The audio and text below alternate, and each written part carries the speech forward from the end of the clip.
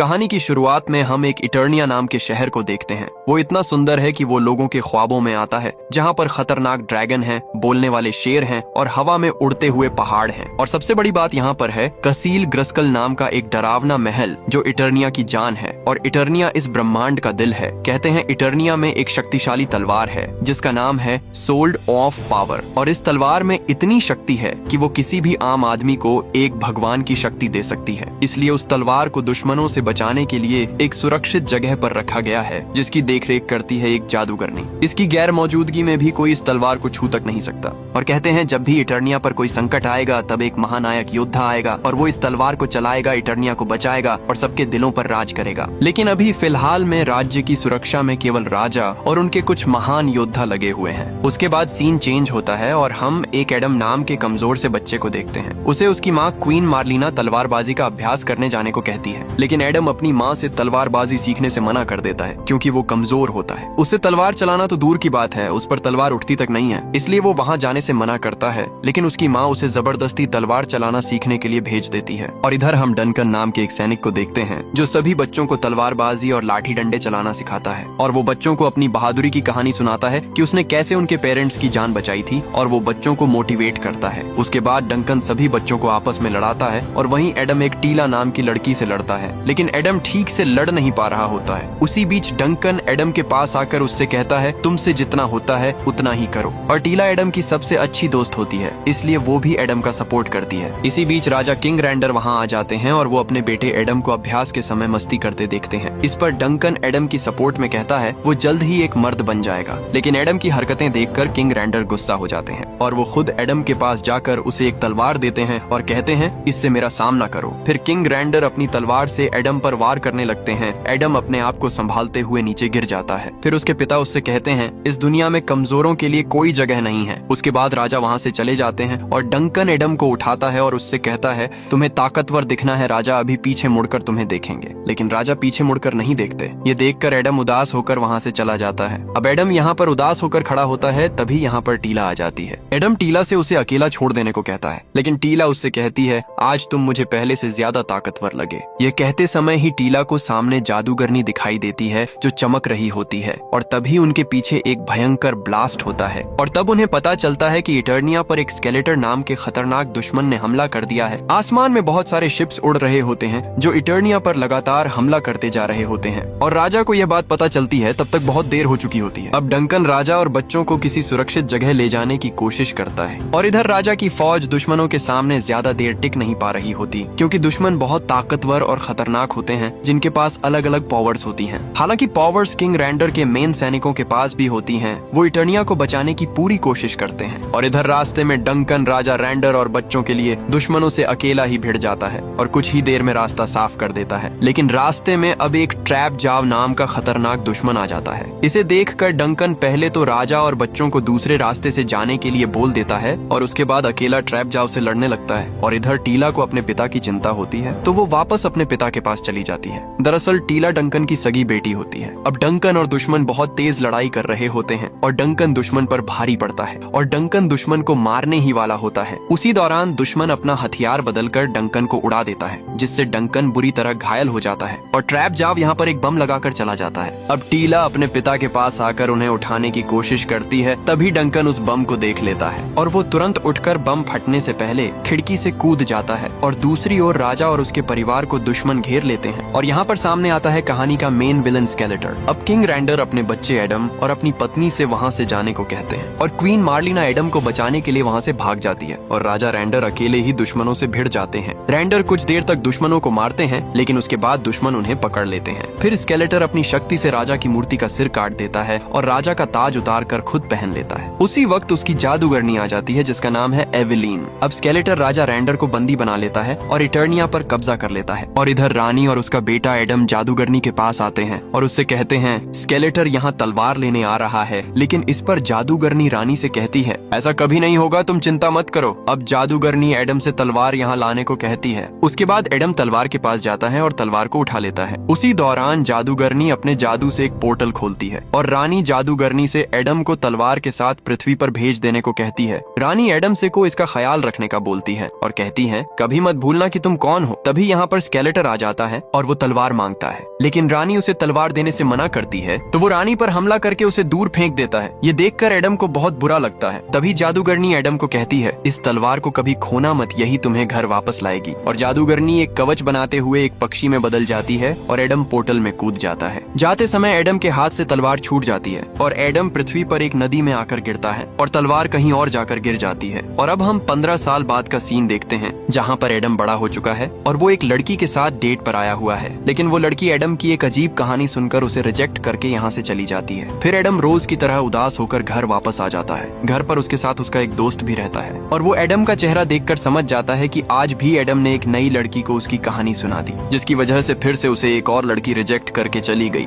दरअसल ऐसा है कि एडम इस दुनिया में सेटल हो चुका है, लेकिन उसके पास एक गर्लफ्रेंड नहीं है। जब एडम किसी लड़की के साथ डेट पर जाता है, वो उसे अपनी दूसरी दुनिया की बात बताने लगता है कि वो एक राजा का बेटा है और वो यहाँ पर एक गुम हो गई तलवार को ढूंढ रहा है और वो मिलते ही वापस अपनी दुनिया में चला जाएगा और उसे इस दुनिया में एक जादूगरनी ने एक पोर्टल के जरिए भेजा है। क्योंकि एडम एक सच्चे दिल का आदमी होता है, वो किसी से झूठ बोलकर फंसाना नहीं चाहता। लेकिन इस पर एडम का दोस्त उससे कहता है, भाई तू कम से कम किसी भी लड़की को अपनी बोरिंग कहानी मत सुनाया कर, लड़कियां तुझे पागल समझती हैं। इसके बाद एडम अपने कमरे में आता है और अपनी बनाई हुई ड्राइंग देखने लगता है। उसमें वो अपने माता पिता की ड्राइंग देखता है और उदास होकर सो जाता है। फिर सुबह होते ही एडम तैयार होकर अपने ऑफिस के लिए निकल जाता है। अब ऑफिस आते ही एडम को आलस आने लगता है और उसका काम में बिल्कुल भी मन नहीं लगता। ऑफिस के काम के बजाय वो अपनी तलवार की तलाश में ही लगा रहता है और ऑनलाइन लोगों से पूछता है कि किसी ने इस तलवार को देखा है। एडम को ऐसा करते हुए उसकी एचआर देख लेती है। अब यहाँ पर एडम बहाने बनाता है, लेकिन उसके बहाने काम नहीं आते और एचआर उसे अपने केबिन में बुलाकर काम न करने पर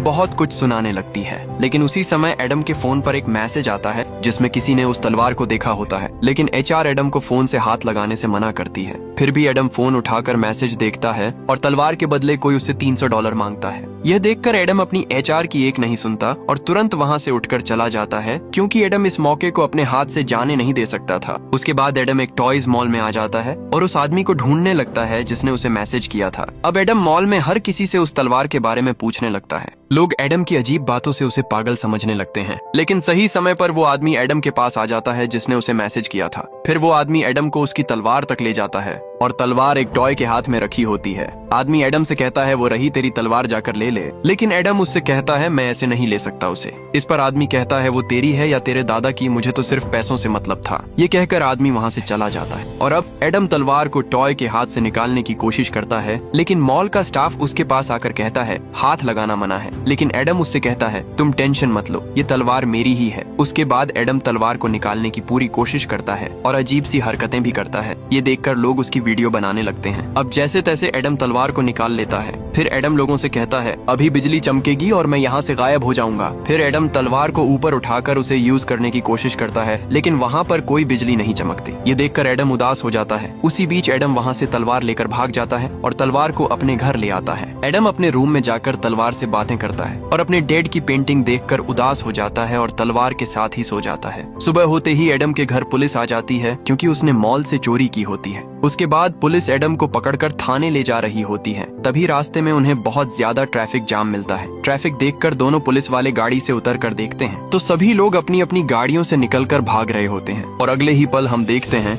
कि लोगों पर एक खतरनाक बीस्ट ने हमला कर दिया होता है। और उसी वक्त बीस्ट एडम को देखकर सीधे उसकी गाड़ी के ऊपर आ जाता है और उसका गेट खोलने लगता है। तभी एडम अपनी तलवार उठाकर उससे कांच तोड़कर यहाँ से भाग जाता है। बीस्ट एडम को देखकर तेजी से उसके पीछे आने लगता है और उसके पास आकर उस पर जोरदार हमला करता है, जिससे एडम दूर जाकर गिरता है। अब बीस्ट एडम के पास आकर उसे मारने ही वाला होता है, लेकिन सही वक्त पर एडम की बचपन की दोस्त टीला वहाँ पर आ जाती है और एडम को बचा लेती है और टीला बीस्ट को मारकर ब्रिज से नीचे गिरा देती है। अब टीला एडम को पहचान लेती है और उसे उसका नाम लेकर बुलाती है और एडम भी अब टीला को पहचान जाता है। उसके बाद टीला एडम को घर ले जाने के लिए हाथ आगे बढ़ाती है। उसी दौरान बीस्ट फिर से टीला पर हमला कर देता है, लेकिन टीला अपने आप को उससे बचाकर यहाँ से एडम के साथ भागने लगती है। अब टीला यहाँ पर आकर छिप जाती है और बीस्ट उसे सूंघते हुए ढूंढ रहा होता है। यह देखकर एडम टीला से कहता है ये भैंसा मुझसे क्या चाहता है। इस पर टीला एडम को कहती है उसे तुम नहीं यह तलवार चाहिए। जब तुमने तलवार को छुआ तब तलवार ने एक संकेत भेजा था और उस संकेत से सभी को पता चल गया कि तलवार कहाँ पर है और इसलिए ये मॉन्स्टर्स तलवार के लिए इस दुनिया में आ गए हैं। रटीला एडम से कहती है कि तुम्हें संकेत भेजने में इतना टाइम कैसे लग गया। इस पर एडम कहता है कि मुझसे तलवार खो गई थी। तभी बीस्ट इधर आने लगता है तो टीला और एडम यहाँ से भागते हैं और टीला ब्रिज ब्रिज से नीचे कूद जाती है। ये देखकर एडम की हवा निकल जाती है, लेकिन एडम ना चाहते हुए भी ब्रिज से कूद जाता है और एडम नीचे बुरी तरह गिरता है और साथ ही एक कार से बाल बाल बचता है।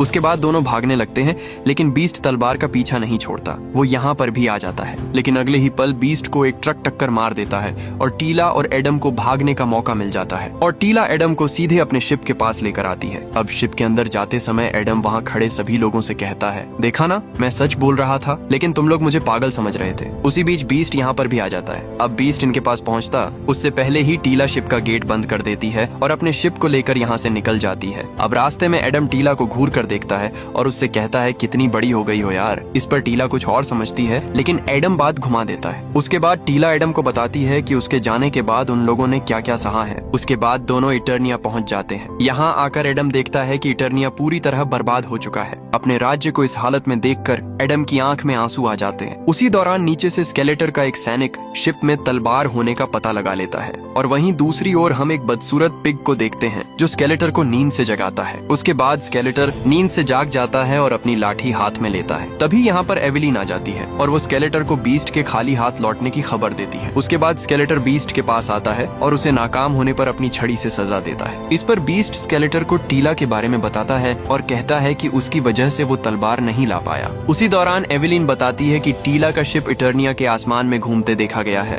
उसके बाद स्केलेटर समझ जाता है कि तलवार वापस यहीं पर आ चुकी है। फिर स्केलेटर अपने सिपाहियों से टीला के शिप का पीछा करने को बोल देता है। उसके बाद स्केलेटर एवेलिन से अपनी ताकत के बारे में पूछता है। इस पर एवेलिन स्केलेटर को पूरे यूनिवर्स से भी ज्यादा ताकतवर बताती है और कहती है, आपके पास तो हर चीज है, अब आपको और क्या चाह है। इस पर स्केलेटर गुस्सा हो जाता है और एवेलिन के हाथ को पकड़कर उससे कहता है, मेरा सब कुछ छीन सकता है जब तक वो तलवार किसी और के हाथ में है। मुझे वो तलवार चाहिए और उसकी मदद से मैं भगवान बन जाऊंगा। और इधर टीला एडम को शाही सेना के पास ले जाती है जो स्केलेटर के डर से छुप कर रह रही है। अब टीला एडम को अपने लोगों के पास ले जाने लगती है और वहीं स्केलेटर का एक सैनिक शिप का पीछा करते हुए यहाँ तक आ जाता है और वो एडम के पास उस तलवार को देख लेता है। इधर टीला एडम को अपने साथियों के बारे में बता रही होती है, तभी उसे फिस्टो नाम का आदमी एक कमरे में खींच लेता है और वो टीला से कहते हैं, तुम इतने टाइम कहाँ गायब थी, हमने तुम्हें कहाँ कहाँ नहीं ढूंढा। इस पर टीला उससे कहती है, मुझे स्वर्ड ऑफ पावर यानी वो तलवार मिल गई है और उसे चलाने वाला भी। अब टीला एडम के बारे में सबको बताती है और कहती है, यही है राजा का बेटा एडम।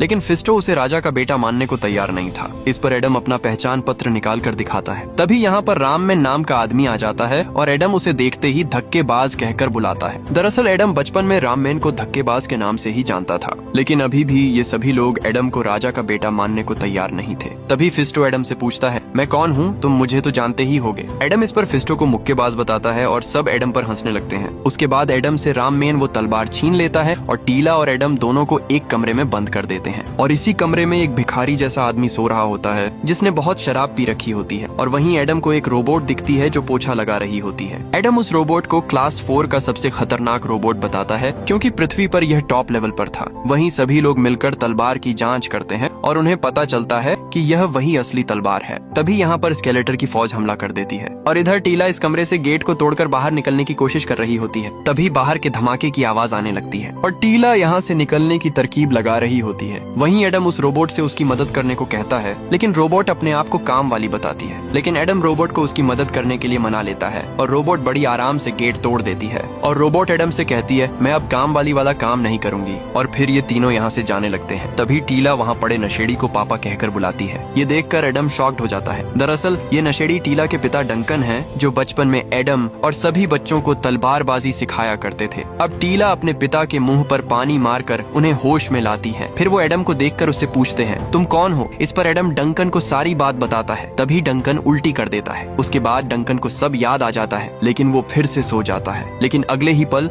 रोबोट उन्हें उठाकर टीला और एडम के साथ जाने लगती है। बाहर आकर पता चलता है कि यहाँ पर खतरनाक लड़ाई चल रही होती है। उसी समय राममैन एडम को तलवार देकर यहाँ से जाने के लिए कहता है। स्केलेटर के हाथ ये तलवार नहीं लगनी चाहिए। फिर ये सभी लोग यहाँ से भागने लगते हैं, लेकिन इनके पास तलवार होने की वजह से सभी दुश्मन इन लोगों पर ही गोलियां बरसा रहे होते हैं। वहीं टीला भागते हुए नीचे कूद जाती है। यह देखकर एडम और डंकन डर के मारे रुक जाते हैं। तभी डंकन फिसलने की वजह से बुरी तरह से नीचे गिरने लगता है। फिर टीला डंकन को उठाकर यहाँ लाती है। तभी यहाँ पर ट्रैप जाव आ जाता है। डंकन ट्रैप जाव को देखकर डर जाता है। ये देखकर एडम ट्रैप जाव से बात करने करने का बोलकर उसके पास चला जाता है और अपने हाथ ऊपर उठाकर बात करने की कोशिश करता है, लेकिन ट्रैप जाव एडम पर हमला करने लगता है। अब एडम अपने आप को बचाते हुए उससे कहता है कि हम बैठकर भी बात कर सकते हैं, लेकिन ट्रैप जाव लगातार एडम को मारने की कोशिश करता है। फिर एडम भी ट्रैप जाव पर हमला करता है, लेकिन एडम उसे 1 इंच भी नहीं हिला पाता है और ट्रैप जाव उसे दूर फेंक देता है। उसी दौरान टीला एडम से कहती है कि अपनी तलवार निकालो। फिर एडम उठता है और अपनी तलवार से हाथ लगाता है। तभी उसे जादूगरनी की झलक दिखती है और वो एडम से जादुई शब्द कहने का बोलती है। फिर एडम तलवार निकाल लेता है और जादूगरनी उसे वो जादुई शब्द बताती है। उसके बाद एडम तलवार को ऊपर उठाते हुए वो शब्द बोल देता है और आसमान में बिजली चमकने लगती है। तलवार की शक्ति से सभी दुश्मन दूर जाकर गिरते हैं और एडम के बेजान शरीर में दम आने लगती है। उसकी मसल्स बनने लगती हैं और उसके शरीर पर एक कवच आ जाता है और एडम बन जाता है एक शक्तिशाली योद्धा।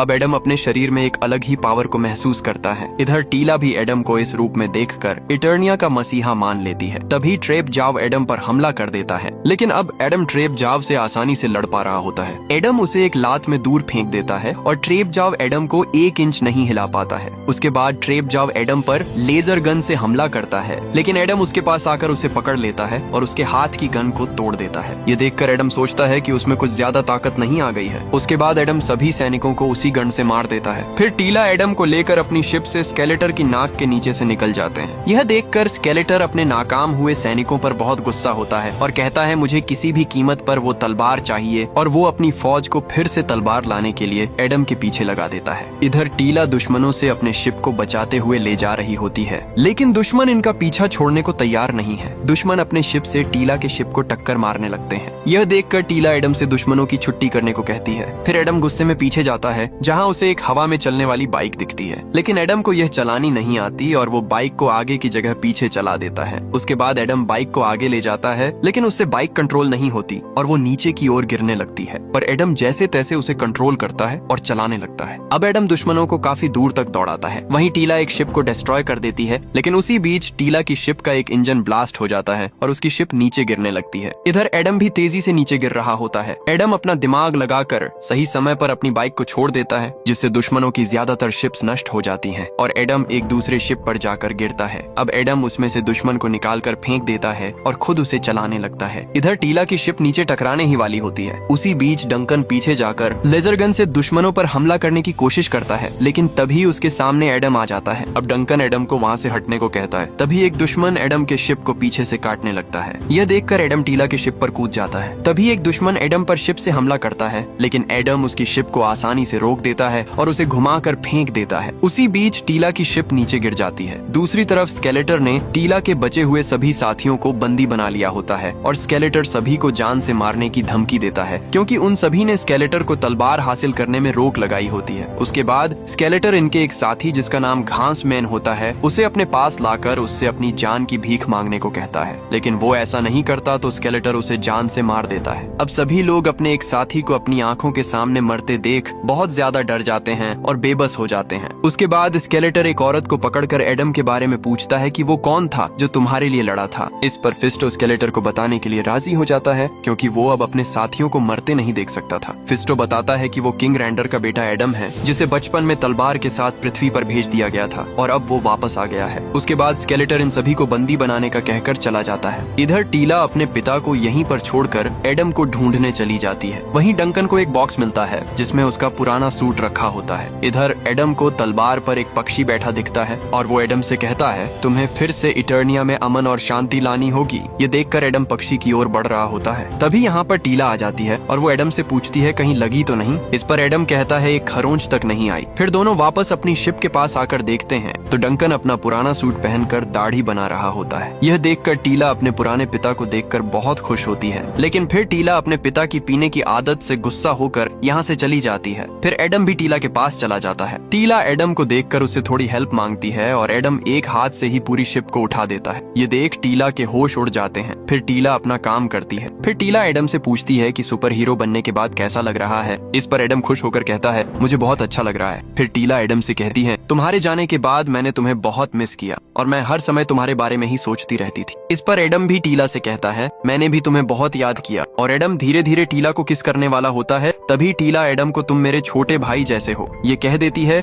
और एडम के अरमानों पर पानी फेर देती है। और थोड़ी देर बाद अचानक आसमान में स्केलेटर की छवि दिखाई देने लगती है। स्केलेटर एडम और उसके साथियों को रेंगते हुए कीड़े कहता है और कहता है, इटर्निया अब तुम्हारा नहीं रहा, अब इटर्निया मेरा है और उसकी हर एक चीज पर मेरा हक है। और उसमें वो तलवार भी आती है, इसलिए उस तलवार पर भी मेरा हक है। फिर स्केलेटर एडम को बताता है, तुम्हारे माता पिता अभी जिंदा हैं। अगर तुम मुझे तलवार दे देते हो तो मैं तुम्हारे माता पिता को छोड़ दूंगा। अपने माता पिता के बारे में सोचकर एडम की आंखों में आंसू आ जाते हैं और फिर स्केलेटर यहाँ से चला जाता है। अब एडम सीधे अपने माता पिता को बचाने जाने लगता है, लेकिन टीला उसको ऐसे वहाँ जाने से मना करती है। लेकिन एडम नहीं मानता। इस पर डंकन एडम के साथ जाने के लिए राजी हो जाता है। उसके बाद टीला भी मान जाती है। फिर सभी लोग एडम के साथ स्केलेटर को मारने चले जाते हैं। अब एडम अपने साथियों के साथ स्केलेटर की बताई हुई जगह पर आ जाते हैं। यहाँ पर आते ही स्केलेटर के सैनिक एडम से वो तलवार मांगने लगते हैं, लेकिन एडम तलवार को सिर्फ स्केलेटर के हाथ में देने का कहता है। तभी यहाँ पर एवेलिन आ जाती है और वो एडम के साथियों को अपने साथ ले जाती है और एक सैनिक एडम को स्केलेटर के पास ले जाता है।